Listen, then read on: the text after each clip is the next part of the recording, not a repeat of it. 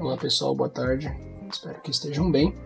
Sou o Victor, aluno da FIAP, da pós-graduação DevOps e Arquitetura Cloud. Esse projeto o Tech Challenge 1, né, vai ser apresentado por mim e por mais dois alunos, né, do mesmo grupo, que é o Hélio e o Pedro, certo? Eu vou iniciar aqui com a parte de aplicação local, né, rodando localmente, para teste, antes de jogar para a web, antes de publicar na internet. Eu estou utilizando o Docker, tá certo? Eu já tenho o Docker instalado aqui no meu Linux, tá certo? Essa parte eu não vou fazer porque o propósito do projeto inicial é só mostrar rodando a aplicação localmente. Vai ser bem breve porque a gente tem só 15 minutos, tá certo? Eu vou dar um git clone no projeto do... no repositório aqui do professor, né, que já deixou disponibilizado os arquivos. Bom, espero que esteja dando para ver bem aí, certo? Já está criado, né, o arquivo. Eu vou dar um CD aqui para a gente dar uma olhada. Com certeza que está aqui. Já estamos aqui dentro. Mostro aqui para vocês também arquivos, tá certo? Cadê meu usuário? Aqui, o projeto realmente foi clonado, tá certo? Eu vou dar um Docker Compose aqui para a gente poder criar a imagem, o volume e o container propriamente dito, né? Build. Bom, vou deixar acompanhando aí. Estou usando duas telas, tá? Para eu poder ver a gravação da tela em si.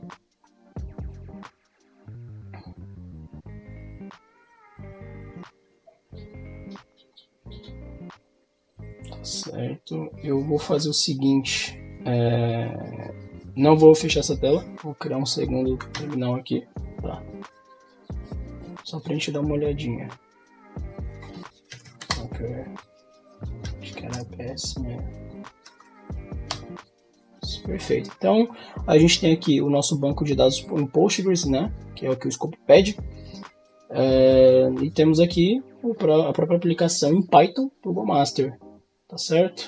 Eu vou fazer um teste, tá? Vou abrir aqui uma guia navegador pra gente testar. Assim, beleza. Opa, perdão.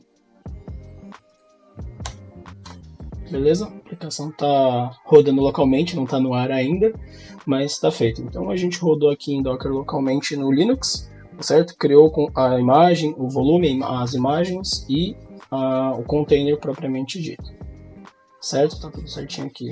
O visual não é muito legal, né, porque tá rodando em Linux, mas foi a melhor solução por conta do script, né, que o professor passou. Mas é isso. Então, agora eu vou deixar o Hélio e o Pedro falar, certo? Obrigadão.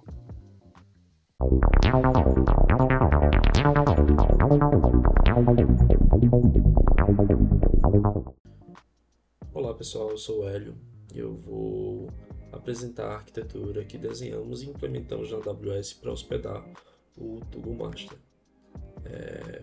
O objetivo principal foi simples, tá? Colocar a aplicação no ar de forma segura, seguindo as boas práticas desde o início, mesmo sendo um MVP. Tá bom? Então, falando um pouco aqui sobre a arquitetura, a gente começa aqui com a nossa VPC, que foi criada na região de Ohio, tá? Com o bloco 10.0.0.0/16. Tudo que construímos vive dentro dela, tá? Então, de certa forma, ela é isolada do mundo. Ela é como se fosse um data center virtual privado dentro da AWS. A gente tem o nosso Internet Gateway, que é a porta de entrada da nossa VPC para a internet. Sem ela, nenhum usuário externo consegue acessar a aplicação.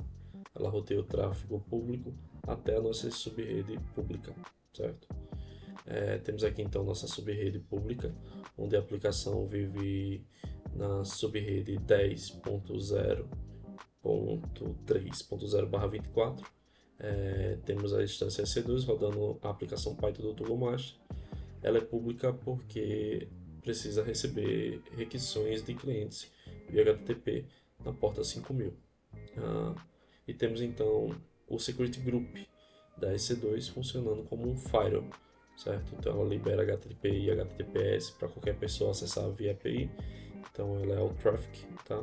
Temos SSH para acessar via MyIP, que no caso é o IP do Pedro lá, certo? Que ele vai apresentar posteriormente aí. E temos a porta TCP liberada na 5000 lá para o tráfego da aplicação Flask responder, certo? Temos então as nossas subredes privadas, que estão no bloco 10.0.2.0/24 e 10.0.1.0/24, cada um em uma zona de disponibilidade diferente, preparadas então para suportar a alta disponibilidade em multi-AZ no futuro, certo? E temos então o nosso RDS, Postgres SQL. Ela está nessas subredes e não tem acesso à internet, ou seja, esse security group dele é bem restrito, tá? Então ela foi criada para aceitar somente conexões da EC2 na porta 5432, ou seja, nenhum administrador consegue acessar o banco diretamente pela internet. Ele precisa acessar a EC2 e pela EC2 ele vai acessar o banco de dados, tá? E sobre a questão dos credenciamentos e sobre a segurança em si, as credenciais do banco de dados não estão diretamente no código. Elas são passadas por variáveis de ambiente na EC2, seguindo então o fator 3 do 12-Factor App. Isso evita que senhas apareçam no repositório e facilita também a troca sem alterar o código, tá? O Pedro vai falar um pouco aí sobre toda essa arquitetura já montada na AWS e rodando então nossa aplicação.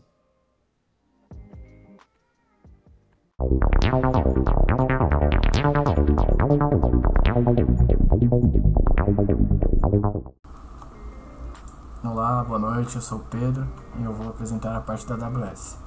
Então aqui nós temos uma máquina de aplicação, uma T3 Micro, com um IP público atribuído, e aqui nós criamos uma subnet pública para essa máquina de aplicação e duas subnets privadas para a nossa instância do RDS, também aqui.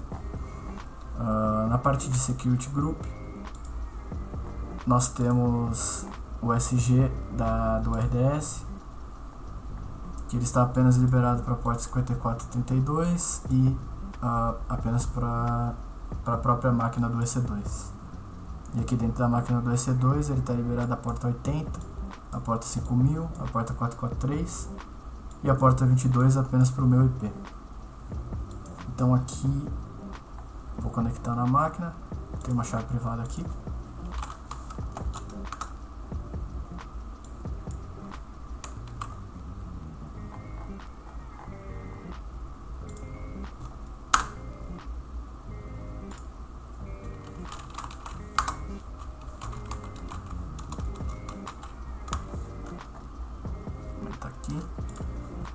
Então aqui eu vou criar uma máquina temporária para a gente executar a aplicação, e aqui temos alguns exports e não tem problema, dentro desse export ele está chumbado senha e usuário, por conta de que essa máquina aqui ela é temporária e ela vai morrer assim que eu rebootar a máquina ou quando eu der um exit aqui. Então vou exportar as variáveis. O repositório ele já está clonado, então vou entrar aqui no meu repositório, vou rodar o Flask para inicializar aqui, beleza, tabela Flex inicializada com sucesso, vou rodar o pip install requirements, mas já deve ter tudo instalado aqui, correto, e agora eu vou inicializar o Unicorn.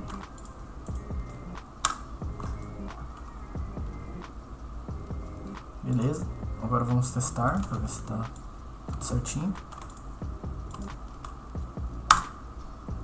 Beleza, status ok no health.